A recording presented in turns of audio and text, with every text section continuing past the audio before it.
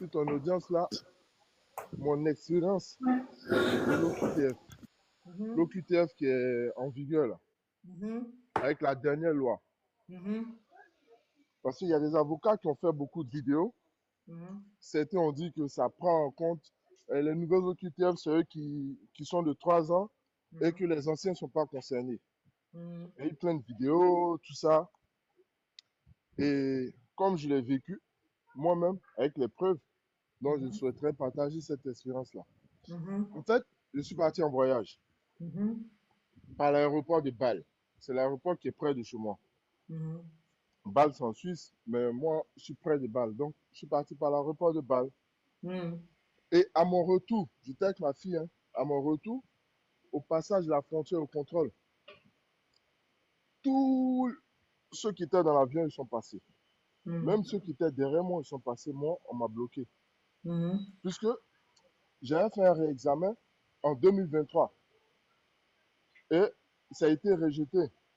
Tu vois? Parce que quand le réexamen est rejeté, tout de suite, la préfecture ne te laisse pas aller faire un recours, hein. C'est tout de suite, c'est OQTF. Au réexamen, hein. Mhm. Donc, j'ai eu un OQTF, plus IRTF. Mais Mhm. l'IRTF a été annulé par le juge, puisque j'ai fait un recours au tribunal administratif. Il a annulé l'IRTF, mais il a dit qu'il ne se prononce pas sur l'OQTF. Mhm. Donc, l'OQTF est resté, l'IRTF a sauté. Mhm. Et après, quand j'ai rempli mes conditions de régularisation, j'ai déposé mon dossier, j'ai eu mon titre de séjour. Et moi, tranquille, je pars en voyage, je reviens, j'étais avec ma fille au contrôle, on me bloque. Elle passe des coups de fil, au contrôle à la police, elle passe des coups de fil, elle passe dans sa cabine, hein. Après, elle appelle la Mhm. PAF. Mhm.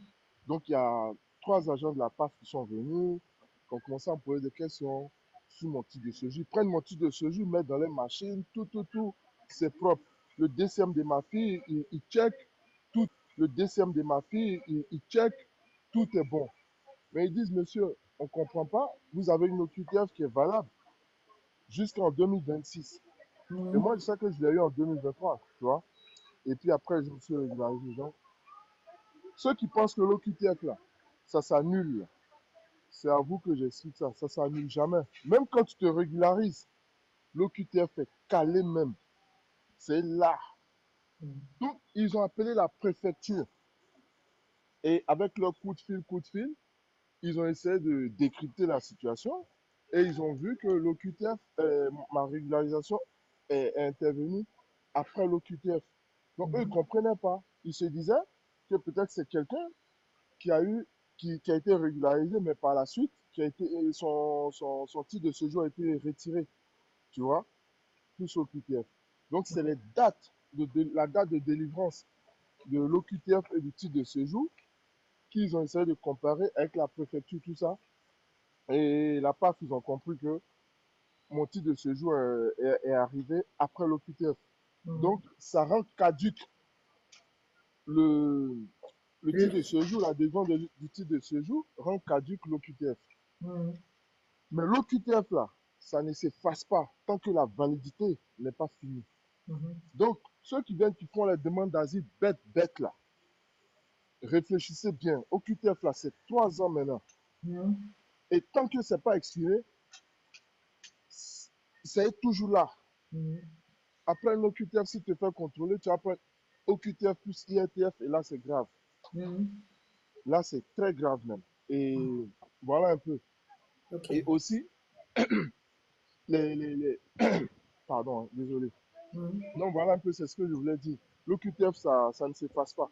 Ça reste D'accord. là. Même quand tu te régularises, la validité continue.